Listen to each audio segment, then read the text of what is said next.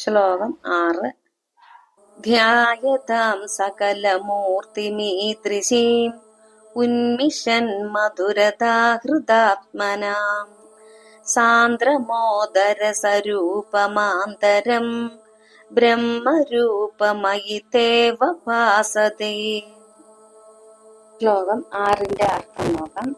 അല്ലയോ ഭഗവാനെ, അവിടുത്തെ ഈ വിധത്തിലുള്ള സകല സ്വരൂപത്തെ ധ്യാനിക്കുന്നവരും അതുവഴി കൂടുതൽ തെളിഞ്ഞു വരുന്ന ശോഭയാൽ വശീകരിക്കപ്പെട്ട മനസ്സോടുകൂടിയവരുമായ ഞങ്ങൾക്ക് സാന്ദ്രാനന്ദരസ സ്വരൂപവും ഉൾക്കണ്ണുകൊണ്ട് അറിയാവുന്നതുമായ ബ്രഹ്മസ്വരൂപം തെളിഞ്ഞു കിട്ടുമല്ലോ. ശ്ലോകം 7. തത്സമാസ്വദനരൂപിണീം സ്ഥിതിം ത്വൽസമാധിമയി വിശ്വനായക ആശ്രിത പുനരധ പരിച്യുതൗ ആരഭേ മഹിച ധാരണാദികം.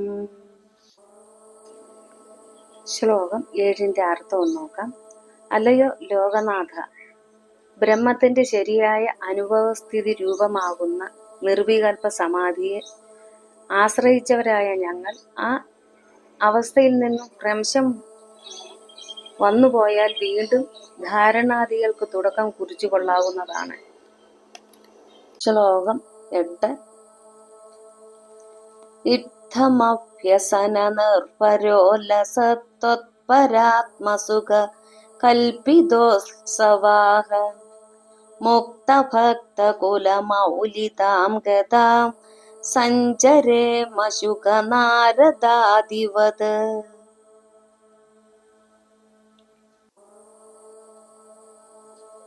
ഞങ്ങൾ ഇപ്രകാരം യോഗാഭ്യാസത്തിൽ തികച്ചും പ്രകടമാവുന്ന അങ്ങായ പരബ്രഹ്മാനന്ദം കൊണ്ടുണ്ടായ സന്തോഷാതിരേകത്തോടു കൂടിയവരായി ജീവൻ മുക്തരായ ശ്രേഷ്ഠ ഭക്തന്മാരായി തീർന്നിട്ട് ശുഗ നാരദാദി മഹർഷിമാരെ പോലെ സഞ്ചരിച്ചു കൊള്ളാം.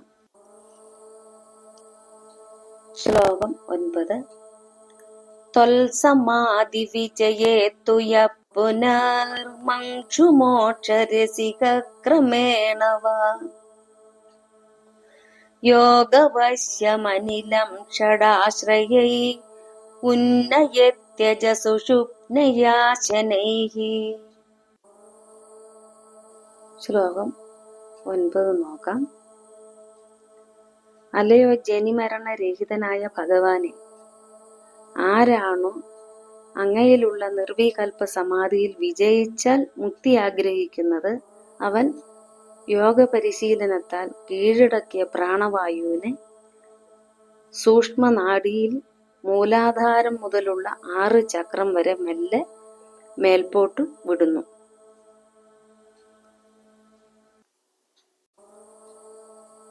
ശ്ലോകം 10.